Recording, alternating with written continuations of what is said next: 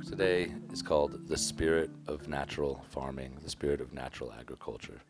And I'm going to talk about our relevance historically and where we stand in terms of why we do what we do. Because a lot of us, this is natural. It just comes natural to us as naturalists, as people who love nature and love observing the plants and the insects and the microbes and the natural processes, how they happen each season, every year. We're these, as growers, as gardeners or farmers, we're these active observers where we play a part in everything that happens. And this has been going on. This is like the oldest thing. It's old as humankind is to find food and to cultivate from the earth is where we draw the line between civilization and like being uncivilized. It's like agriculture is kind of this teeter-totter, whether you do it or don't, as a culture. And as far as civilization goes, we trace our Western roots back to cultures that have always used the soil, always grown out of the soil, always cultivated. And there's a tragic history there with the depletion of the soil and the collapse of civilizations, collapses of human populations over time. And you can watch that. You can see that cycle through different empires falling and collapsing, looking for dominion over other lands, literally to find new places to farm because the other places were depleted. This is really well illustrated in a book called Dirt by David R. Montgomery. I would urge y'all to look into it. But yeah, the depletion of the soil, unfortunately, has been the legacy of many of these empires and many of these civilizations for going back thousands of years. And we're really no different where we stand now in that we have depleted the soil. But we have used technology to offset this, using this utopian concept that was originally outlined by Engels as if we create enough technology and our next generations create enough technology, and if we create a higher population, like a larger population each season, if the next generation is bigger than the last, they're going to create more and more technology, and those technological advances are going to solve the problems that we create today. And the highest form of that I can imagine and that I can see is the soil being depleted over time. We're depleting the soil for agriculture to produce higher and higher amounts of crops that have lower and lower nutrient density. And we're using this idea that in a perfect world, our offspring will come up with a solution to fix this problem. And we see how that's worked out for other people around the world, and that's not what we want our legacy to be, right? That's what we as natural farmers work the earth for, so that there's a better world for the next generation, not a world full of problems. And a lot of us don't think of it this way, but this is really the spirit of this thing that we do to cultivate the earth in a responsible, ethical way, is to ensure a better future and not pass on these kind of problems and these issues as our legacy. So that's why we're all here. Like, we don't think of it in this way, but like, we're all here as at these kind of gatherings, sharing seeds, sharing information, sharing natural farming techniques. Because what works in these kind of climates isn't going to work other places. And all of y'all know this is such a unique climate here in the valley and in western Colorado as a whole. You really have to fine tune your genetics, and that's why seeds are so important. Back to the soil and the land, what we can do on land like this is really limiting and limited, and it takes vast amounts of resources and work, as any of y'all who farm this valley know, I'm sure. There's plenty of y'all that have lots more experience than I do on this dirt.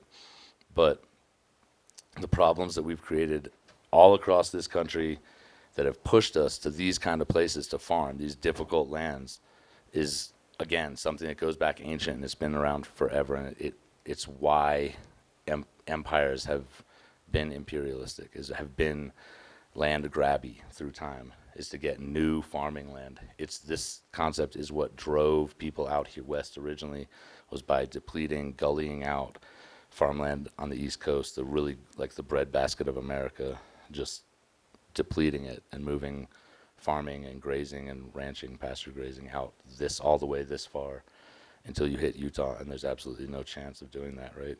So, yeah, we're here to break that cycle, basically. We're here to end that concept, that utopian idea that we can create more problems on the soil that the next generation will fix. In modern times, this concept of natural farming draws its roots all the way back to the 20s. Rudolf Steiner gave some lectures about natural farming. He was requested to by farmers. Rudolf Steiner was a visionary and he studied the study of human knowledge, how human knowledge has evolved over time. And he wasn't a farmer. He had these ideas, and he was asked about farmers what his vision was going to be for the future of farming. And it was bleak, and he was right about a lot of things.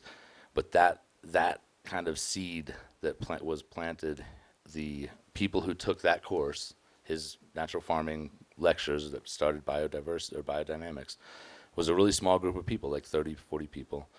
And they evolved it into what ultimately became organics. I always like to say biodynamics is like organics' older brother who has mushrooms, because it's trippy, weird, by the moon things, and like not pseudoscience. I call it pre-science because it's things that work, but we don't fully understand why yet. From organics, this concept of natural farming became politicized, and for better or worse, it's now so politicized that you can't even use it without a license. And that's great for farmers who have a heart in it, who need that extra income, and who are going to put in the work to do that in the right way and get a reward for their stewardship of the soil through organic practices.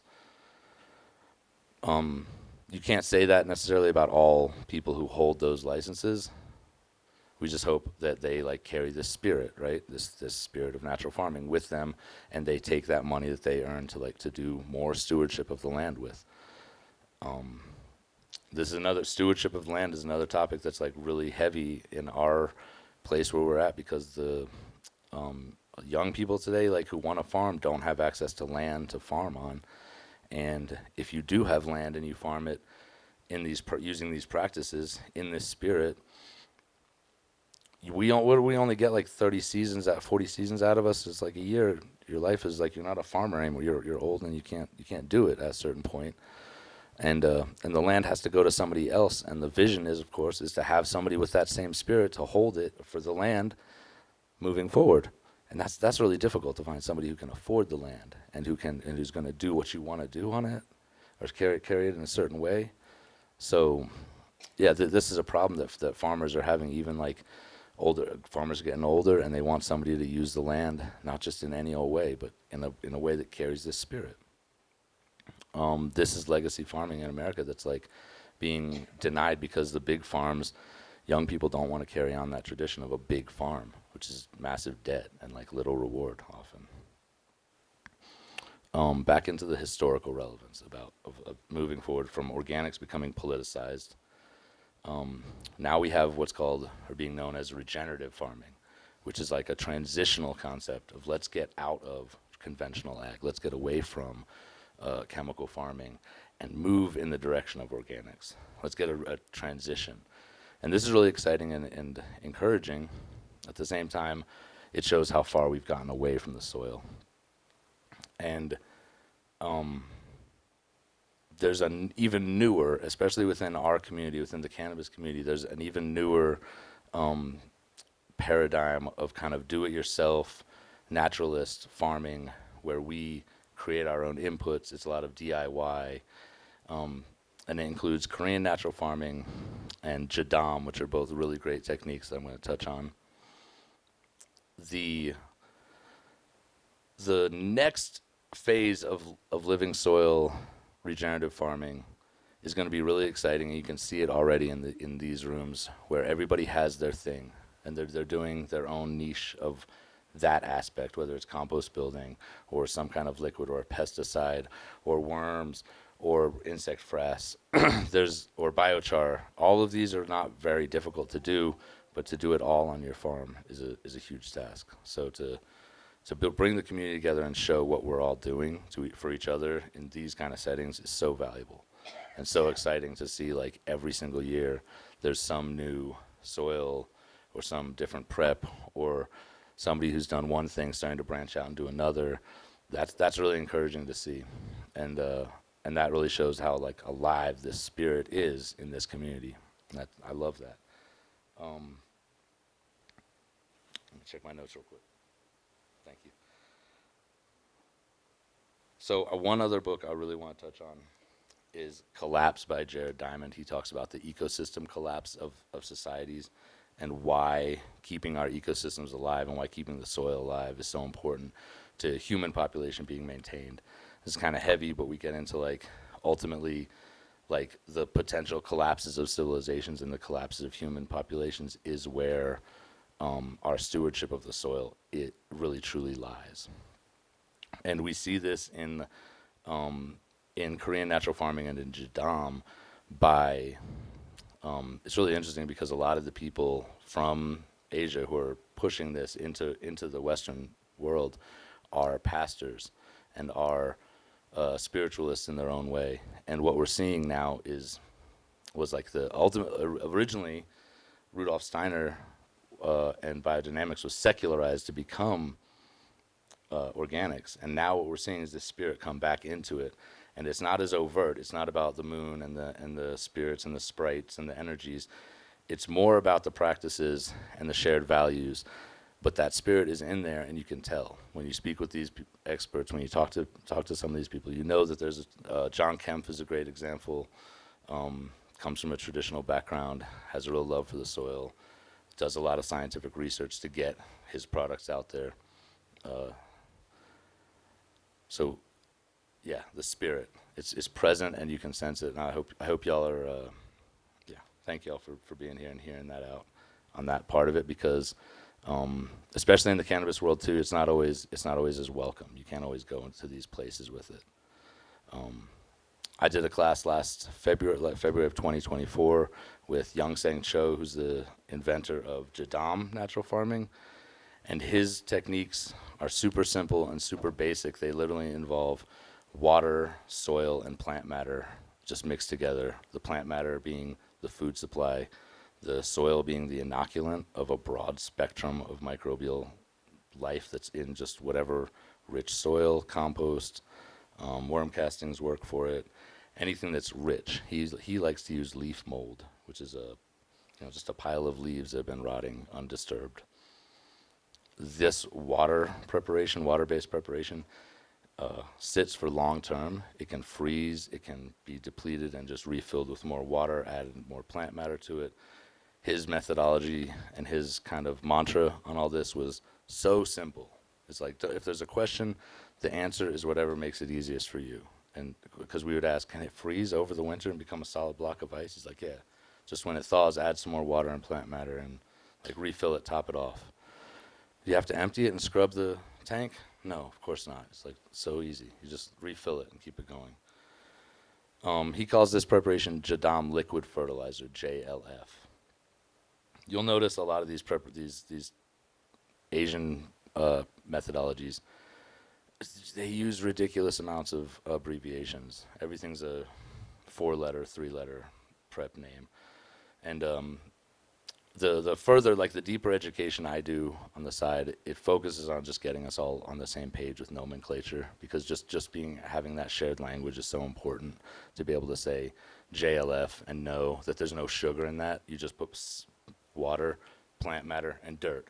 You don't need sugar, you don't need milk, you don't need anything. You just use, like, if you're farming, you're guaranteed to have these 3 things: plant matter, dirt, and water. Nobody can, like, if you don't have that, forget farming, right? If you don't have one of those 3 things, like, you're probably not gonna do this thing.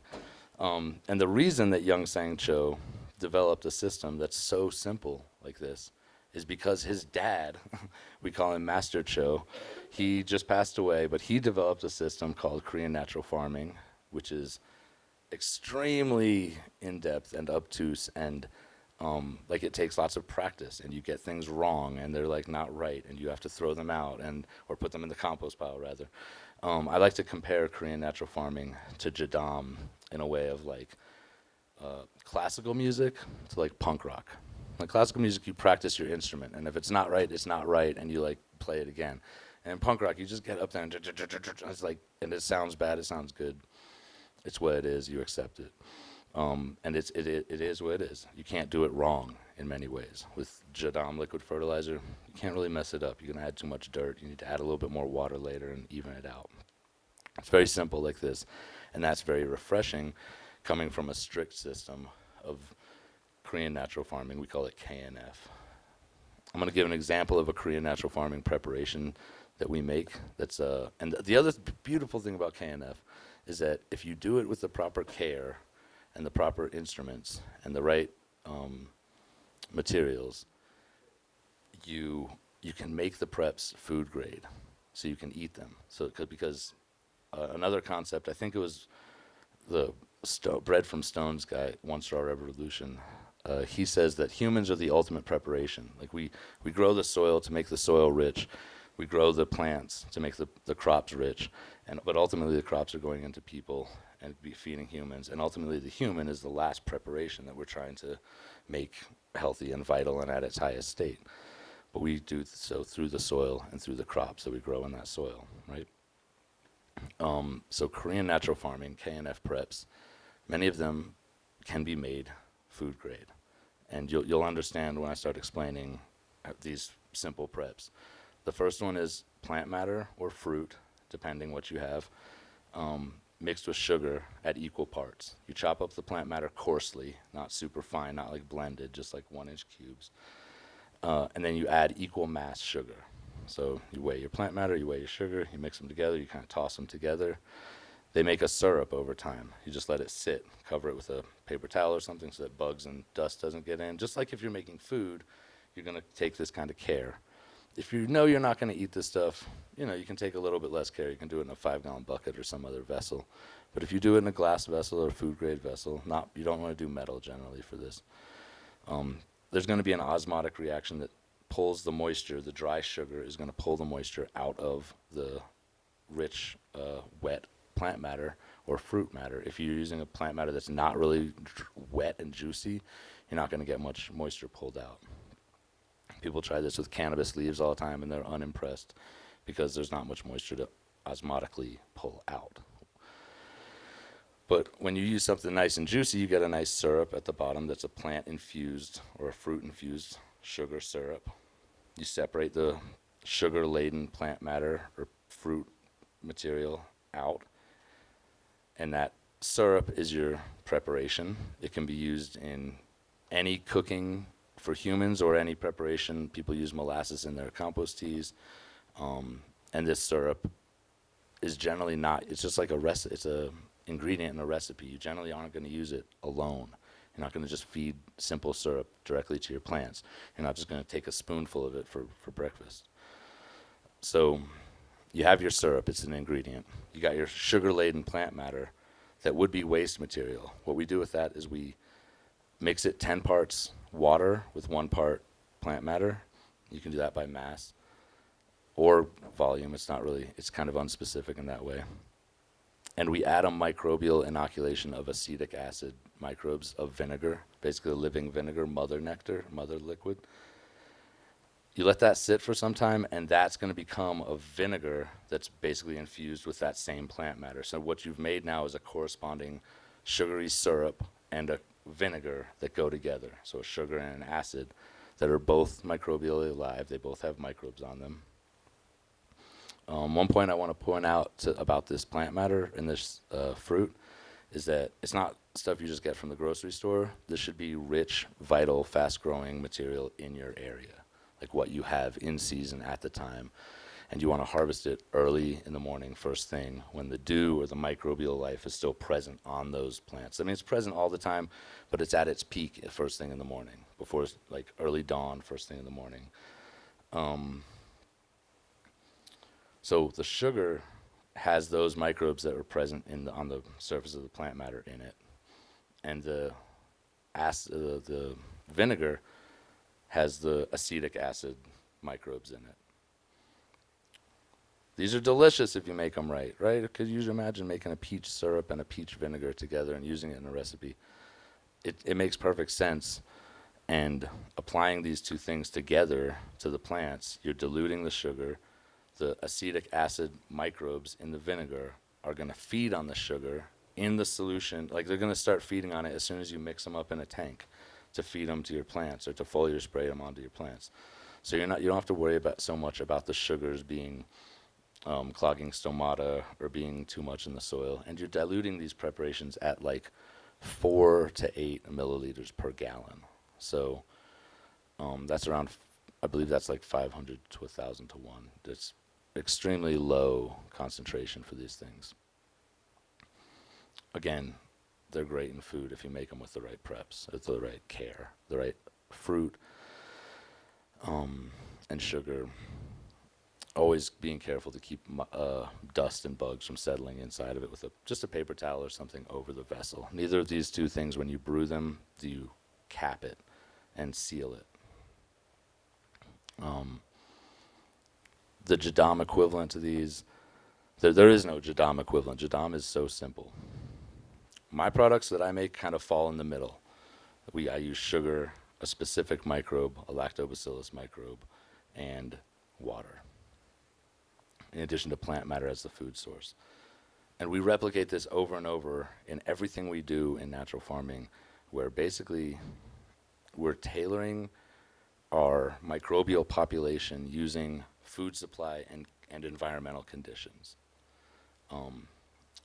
In the case of my product, we're using lactobacillus and plant matter as lactobacillus microbes and plant matter and sugar as the food supply, and water as the environment. When you're making these K&F preps, you just make them at room temperature. If it's too cool, you're not going to get the same results, but it will happen slowly. This is pretty much an ongoing rule in these preparation makings, is room temperature is best, but there are ideal conditions. Like labs, when they brew these cultures, they can use really high-tech jacketed containers that can keep the temperature uniform throughout the whole mix. For what we do, we keep it really simple. It's so easy.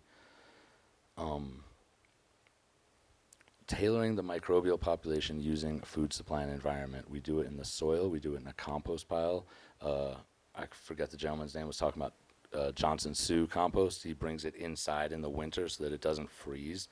This is tailoring his environment to cater to the microbial population's preferences, and using a food supply that's tailored for those microbial populations' preferences as well. This is something we do in Korean natural farming also. We collect microbes out of nature and bring them in to a controlled composting situation. This is called indigenous microorganisms, where we go out and collect microbes onto a grain. Traditionally they use rice, and because this technique came from Korea, they grow rice. They have sugar as well. They can use sugar and rice. It's something they have access to. Out here in the desert, we might not have access to the same thing. You can collect microbes on wet hay. You can collect microbes on all kinds of different host materials, and then isolate that out. We use sugar again. It's not perfect for this environment, but in Korean natural farming, again, it's like classical music. It's not something that's so simple as just having dirt and water and plant matter. So this is the new diaspora, the new world of natural farming, is these new techniques that are infiltrating in slowly from outside, and we need the help. Like, we need the input. We need the new ideas into our culture to fix the problems that we've created over time in the soil. Yeah, this is really vital, and I think that allowing new ideas in is something that obviously this community is good about, Other communities, not so much, and in traditional farming, very difficult. Any of y'all who've dealt with conventional farms, or, I mean, in the cannabis industry, just people up against the wall with their profit margins and just the cost of doing business being really high due to regulations. People aren't taking risks. They're not experimenting. They might hear you out, but they're not going to try new things as readily. And turning the boat around is a really big task. Like changing these practices is a really, um, it's a dire need, and we're getting to that point where it's in the mainstream, it's in the everyday common like language of what are we going to do about agriculture. And yeah, I think like I look at these new ideas, these Korean natural farming and Jadam things, kind of like immigrants. Like they're coming in and they're like populating, and we're getting new ideas and new things from them, and they're mixing in and they're getting hybridized into what we're doing. People are doing their own versions of them and teaching them in different ways and creating crop specific systems using Korean natural farming and Jadam. I used to teach a cannabis specific Korean natural farming technique, which was tried and true and definitely works amazing. But it's like learn a symphony orchestra or an orchestra instrument. It's a very specific thing that has to be done on time. You have to have all the ingredients to bake a cake, right? And it's much more than just making syrup and vinegar. I'll guarantee you that. But it's worth it. There's a lot of it's enriching, and when you look at it from the human preparation point of view, it's extremely enriching. I have a whole line that I'm trying to get out to chefs now. That's just Korean natural farming food grade preparations.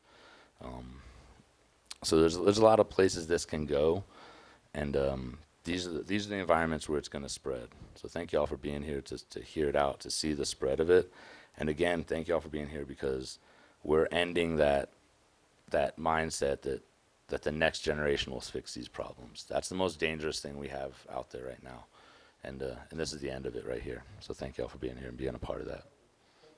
Yeah, man.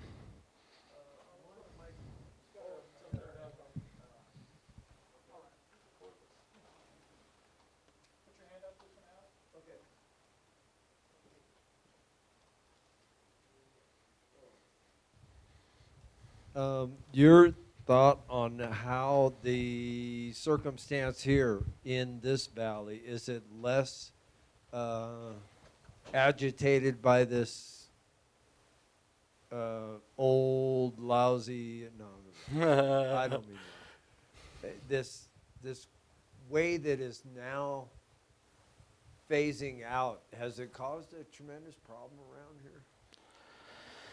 I'm not super familiar with the history of this valley specifically, but like I would say that it's caused a huge problem everywhere in our like just by being the our mindset. Like America has extremely cheap food. Like we are used to groceries being extremely low cost, and like that reflects our values in response to agriculture. That like what these farmers are doing doesn't have value to us because we expect the crops they grow to be cheap and easy for us to obtain. And so I think that mentality has affected everyone everywhere on Earth at this time, just about in one way or another.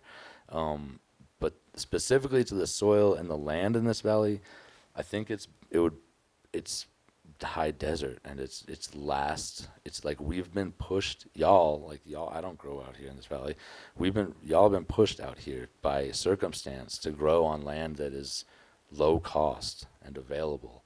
And you know, if somebody else wanted to farm this land, they would have been doing it already. And they're not because of this, because of y'all know why better than me, why it's so difficult to grow out here. But yeah, this is circumstantial farming out here. Like it's the right place at the right time for the right people. That was a good effort for a long-winded question. I appreciate you. No. The second one is, the second question is, where do you get this sugar? Sugar cane or Dry sugar. dried out corn or something? Yeah, if you want to make your own sugar, that's a quite the process. But yeah, I think that the best way to make sugar, if you were going to, where I get it from, I buy it. I'm like a modern Western, where you can eBay it but you could do sorghum. I think would be the best way to make like that's about back east at least. There's a lot of sorghum farmers, and they can make a really nice sorghum molasses, and then you could dry and crystallize that and crush it and make a dry powdered sugar. But this again, like this is like it's like getting pretty long-winded to make a prep. Like to make your own sugar. It's like we can't do it all. So this is why jadam is so valuable, is to get the sugar, get the white rice, and the store-bought necessities. It's a big joke. It's like, oh, you start your closed-loop farming system with store-bought sugar and rice. So it's like, gotta love Master Cho and KNF, but it doesn't like direct, like when you really get purist with it, it starts to like fade a little bit, and it's just like, well, we're modern, we have access to all these cool things, like we might as well use them if you have access to sugar, and you can just buy it 50 pounds of it pretty cheap, because we're used to cheap food. Like we can get 50 pounds of sugar pretty cheap. Let's get the mic to Matt.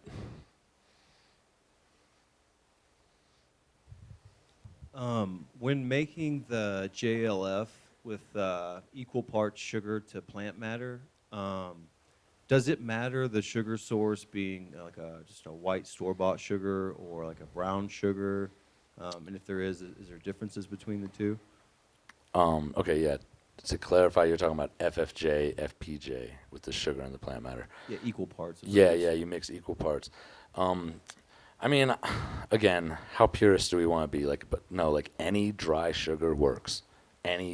Like I don't know about confectioner sugar, like powdered sugar, but like any granular sugar, white rice, white sugar, brown sugar, coarse, fine. Like it's, as long as it's dry, it's gonna work. It's gonna pull. I mean, obviously, organic brown sugar, heady, yes, but no. As long as it's dry, it's gonna make that osmotic thing happen. That's really the most important part. And then, could you use oats or any other type of grain source instead of rice? Just 100%, 100%. For the IMO collection? for the collection. Yeah. Yeah, man. I used ganja after the bubble hash. Just put a bunch of wet herb in the box and collected on it, turned white. It's like, yeah, let's go. Anything. Like anything that will like grab it out of nature. Yeah, there's some people, I think it's OKK, like some people are doing it on other grains. And yeah, like IMO collection does not have to be, it's, yeah, rice is, again, we start out and learn the basics, learn the nomenclature, and learn the traditional versions of these techniques first. And then we can kind of like freestyle it and do it on our own. But yeah, once you've done it on rice a couple times, you can totally do it on oats or any grain that will like swell up and take a bunch of water on. And then the hardest part about IMO collections out here is that they want to dry out, and instead of you going back to a nice spongy cake, you go back to like just dried up granulars of rice. So I like overcook my rice heavy on the water.